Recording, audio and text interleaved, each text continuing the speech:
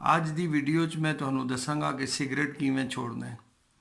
Cigarette ਪੀਣ ਦਾ ਕੋਈ ਇੱਕ ਵੀ ਫਾਇਦਾ ਕੋਈ ਨਹੀਂ ਦੱਸ ਸਕਦਾ ਤੇ ਇਹਦੇ ਨੁਕਸਾਨ ਹਜ਼ਾਰਾਂ ਨੁਕਸਾਨ ਨੇ ਜੋ ਤਕਰੀਬਨ ਸਭ ਪੀਣੇ ਵਾਲਿਆਂ ਨੂੰ ਵੀ ਪਤਾ ਹੈ ਕਿ ਫੇਫੜੇ ਦਾ ਕੈਂਸਰ, ਮਿਹਦੇ ਦੀ ਬਿਮਾਰੀ, ਮੂੰਹ ਦੀ ਬਿਮਾਰੀ, ਜਿਗਰ ਦੀ ਬਿਮਾਰੀ ਤੇ ਬੇਸ਼ੁਮਾਰ ਹੋਰ ਬਿਮਾਰੀਆਂ ਦਾ ਇਹ ਬਾਇਸ ਹੈ। ਤੇ ਕਿਹੜੀ ਚੀਜ਼ ਹੈ ਜਿਹੜੀ ਸਿਗਰਟ ਨੂੰ ਸਾਨੂੰ ਛੋੜਨ ਨਹੀਂ ਦਿੰਦੀ? ਕੋਈ ਐਸੀ ਚੀਜ਼ ਤੇ ਹੈ ਨਾ ਜਿਤਨਾ ਹਰ ਬੰਦੇ ਨੂੰ ਪਤਾ ਹੈ ਭੈੜੀ ਚੀਜ਼ ਹੈ ਫਿਰ ਵੀ ਪੀਂਦੇ ਨੇ। ਉਹ ਕਿਹੜੀ ਚੀਜ਼ ਹੈ? ਉਹ ਹੈ ਜੀ ਨਿਕੋਟੀਨ। ਸਿਗਰਟ ਦੇ ਅੰਦਰ ਨਿਕੋਟੀਨ ਸ਼ਾਮਿਲ ਹੈ ਜਿਹੜਾ ਇੱਕ ਨਸ਼ਾ ਹੈ। ਜਦੋਂ ਤੁਸੀਂ ਸਿਗਰਟ ਪੀਣ ਦੇ ਆਦੀ ਹੋ ਜਾਂਦੇ ਹੋ ਔਰ ਸਿਗਰਟ ਛੋੜਨੇ ਦੀ ਕੋਸ਼ਿਸ਼ ਕਰਦੇ ਹੋ ਤਾਂ ਨਿਕੋਟੀਨ ਦਾ ਜਿਸਮ ਵਿੱਚ ਮਿਕਦਾਰ ਕਮ ਹੋ ਜਾਂਦੀ ਹੈ, ਦਿਮਾਗ ਵਿੱਚ ਕਮ ਹੋ ਜਾਂਦੀ ਹੈ ਔਰ ਤੁਹਾਡਾ ਦਿਲ ਚਾਹੁੰਦਾ ਕਿ ਤੁਸੀਂ ਸਿਗਰਟ ਪੀਓ। ਔਰ ਜਿੰਨਾ ਵੀ ਤੁਹਾਨੂੰ ਮਿਲੇ ਤੁਸੀਂ ਗੁੱਸਾ ਕਰਦੇ ਹੋ, ਲੜਾਈ ਝਗੜਾ ਸ਼ੋਰ ਸ਼ਰਾਬਾ ਸਭ ਕੁਝ ਇਸ ਵਿੱਚ ਸ਼ਾਮਿਲ ਹੈ। ਤੇ ਅਸਲ ਵਿੱਚ ਸਿਗਰਟ ਛੱਡਣੇ ਦਾ ਮਤਲਬ ਹੈ ਨਿਕੋਟੀਨ ਛੱਡਣਾ। ਤੇ ਨਿਕੋਟੀਨ ਦੀ ਜਿਹੜੀ ਚਾਹਤ ਹੈ ਉਹ 10 ਮਿੰਟ ਰਹਿੰਦੀ ਹੈ। ਅਗਰ ਕੋਈ ਬੰਦਾ ਸਿਗਰਟ ਪੀਣਾ ਛੋੜ ਦੇ ਤੇ ਨਿਕੋਟੀਨ ਦੀ ਚਾਹਤ 10 ਮਿੰਟ ਰਹਿੰਦੀ ਹੈ। 10 ਮਿੰਟ ਉਹ ਬੰਦੇ ਨੂੰ ਨਚਾਉਂਦੀ ਹੈ ਪੂਰਾ। ਇਹ ਕਿਸੇ ਤਰ੍ਹਾਂ ਅਗਰ ਤੁਸੀਂ 10 ਮਿੰਟ ਗੁਜ਼ਾਰ ਲਓ, ਬਰਦਾਸ਼ਤ ਕਰ ਲਓ ਤੇ ਤੁਸੀਂ ਆਸਤਾ ਆਸਤਾ ਇਸ ਚੀਜ਼ ਤੇ ਕਾਬੂ ਪਾ ਸਕਦੇ ਹੋ। ਤੇ ਸਿਗਰਟ ਛੱਡਣੇ ਦਾ ਸਭ ਤੋਂ ਪਹਿਲੇ ਜਿਹੜੀ ਚੀਜ਼ ਜ਼ਰੂਰੀ ਹੈ ਉਹ ਹੈ ਜੀ ਇਰਾਦਾ। ਤੁਸੀਂ ਮਜ਼ਬੂਤ ਇਰਾਦਾ ਕਰੋ ਕਿ ਮੈਂ ਸਿਗਰਟ ਛੱਡਣੀ ਹੈ। ਜਦੋਂ ਤੁਹਾਡਾ ਇਰਾਦਾ ਮਜ਼ਬੂਤ ਹੋ ਜਾਏ ਤੇ ਇਸ ਤੇ ਅਮਲ ਸ਼ੁਰੂ ਕਰੋ ਰੱਬ ਦਾ ਨਾਮ ਲੈ ਕੇ। ਅਗਰ ਤੁਸੀਂ ਜ਼ਿਆਦਾ ਸਿਗਰਟ ਪੀਂਦੇ ਹੋ ਤਾਂ 6 ਸਿਗਰਟ ਤੇ ਆ ਕੇ ਰੁਕ ਜਾਓ। ਇਰਾਦਾ ਬਣੋ, 6 ਸਿਗਰਟ ਤੇ ਆ ਕੇ ਰੁਕ ਜਾਓ।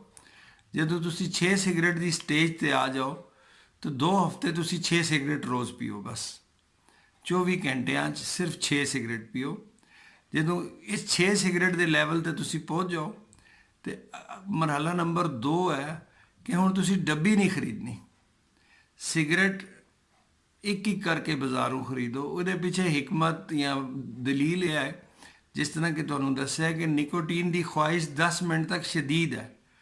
ਜੇ ਤੁਹਾਨੂੰ ਸਿਗਰਟ ਦੀ ਖਵਾਇਸ਼ ਹੋਏਗੀ ਸ਼ਦੀਦ ਤੇ ਤੁਹਾਨੂੰ ਲੈਣ ਜਾਣਾ ਪਏਗਾ ਬਾਜ਼ਾਰ, ਤੇ ਜਿਸ 10 ਮਿੰਟ ਲੱਗ ਜਾਣਗੇ ਜਾਂ ਜ਼ਿਆਦਾ ਵੀ ਲੱਗ ਸਕਦੇ ਨੇ। ਇਸ ਦੌਰਾਨ ਤੁਹਾਡੀ ਜਿਹੜੀ ਖਵਾਇਸ਼ ਹੈ ਉਹ ਥੋੜੀ ਕਮਜ਼ੋਰ ਪੈ ਜਾਏਗੀ ਤੇ ਤੁਸੀਂ ਕੰਟਰੋਲ ਵੀ ਕਰ ਸਕੋਗੇ।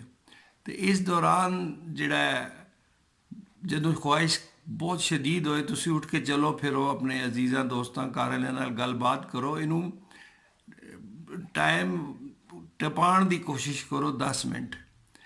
ਤਾਂ ਹੀ ਤੇ ਤੁਹਾਨੂੰ ਕਿਹਾ ਨਾ ਕਿ ਇੱਕ ਸਿਗਰਟ ਇੱਕ ਇੱਕ ਕਰਕੇ ਖਰੀਦਣਾ, ਇਕੱਠਾ ਨਹੀਂ ਰੱਖਣਾ ਕੋਲ। ਤੇ ਇਸ 10 ਮਿੰਟ ਵਿੱਚ ਤੁਸੀਂ ਕਾਬੂ ਪਾ ਗਏ ਤੇ ਸਮਝੋ ਤੁਹਾਡੀ ਖਵਾਇਸ਼ ਤੇ ਕੰਟਰੋਲ ਆਉਣਾ ਸ਼ੁਰੂ ਹੋ ਜਾਏਗਾ। ਤੇ ਅਗਲੇ ਤੁਸੀਂ ਕੁਝ ਵਕਤ ਤੱਕ ਇਹ ਇੱਕ ਇੱਕ ਸਿਗਰਟ ਬਾਜ਼ਾਰੋਂ ਖਰੀਦ ਕੇ ਪੀਓ ਜੀ। ਤੇ ਇਸ ਦੌਰਾਨ ਜਦੋਂ ਬਹੁਤ ਖਵਾਇਸ਼ ਹੋਏ ਤੇ ਇਸ ਰਿਸਰਚ ਦੇ ਜ਼ਰੀਏ ਮਾਲੂਮ ਹੋਇਆ ਕਿ ਮੂੰਹ ਚਬਾਣੇ ਨਾਲ ਵੀ ਇਹ ਖਵਾਇਸ਼ ਕਮ ਹੋ ਜਾਂਦੀ ਹੈ। ਮਿਸਾਲ ਦੇ ਤੌਰ ਤੇ ਸਾਡੇ ਮੁਲਕਾਂ 'ਚ ਰਿਵਾਜ ਹੈ ਸੌਂਫ ਇਲਾਇਚੀ ਖਾਣ ਦਾ, ਤੇ ਤੁਸੀਂ ਮੂੰਹ 'ਚ ਸੌਂਫ ਇਲਾਇਚੀ ਰੱਖ ਲਓ, ਉਹ ਚਬਾਓ ਜਾਂ ਫਲ ਖਾਓ, ਟੁਰੋ ਫਿਰੋ। ਜਦੋਂ ਦੂਸਰੇ ਮਰਹਲੇ ਤੇ ਤੁਸੀਂ ਪੱਕੇ ਹੋ ਜਾਓ, ਯਾਨੀ 6 ਸਿਗਰਟ ਤੇ ਇੱਕ ਇੱਕ ਕਰਕੇ ਖਰੀਦਣਾ, ਤੇ ਤੀਸਰਾ ਮਰਹਲਾ ਅੱਗੇ ਜ਼ਰਾ ਮੁਸ਼ਕਿਲ ਹੈ, ਸਾਰਿਆਂ ਵਾਸਤੇ ਨਹੀਂ। ਉਹ ਇਹ ਹੈ ਕਿ ਤੁਸੀਂ ਅਗਲੇ ਸਿਗਰਟ ਜਿਹੜੇ 6 ਨੇ ਉਹ ਮੰਗ ਕੇ ਪੀਣੇ ਤਾਂ ਕਿ ਤੁਹਾਨੂੰ ਤੋਹੀਨ ਮਹਿਸੂਸ ਹੋਏ। ਇਹ ਸਿਰਫ ਉਹਨਾਂ ਬੰਦਿਆਂ ਵਾਸਤੇ ਹੈ ਜਿਨ੍ਹਾਂ ਨੂੰ ਕੁਝ ਮੰਗਣੇ 'ਚ ਗੈਰਤ ਮਹਿਸੂਸ ਹੁੰਦੀ ਹੈ। ਬਾਕੀਆਂ ਨੂੰ ਤਾਂ ਬਹਾਨਾ ਹੀ ਮਿਲ ਜਾਏਗਾ ਕਿ ਡਾਕਟਰ ਕਿਹਾ ਮੰਗ ਕੇ ਪੀਆ ਕਰੋ, ਤੇ ਉਹਨਾਂ ਦੀ ਤੇ ਮਤਲਬ ਖੁੱਲੀ ਛੁੱਟੀ ਹੋ ਜਾਏਗੀ।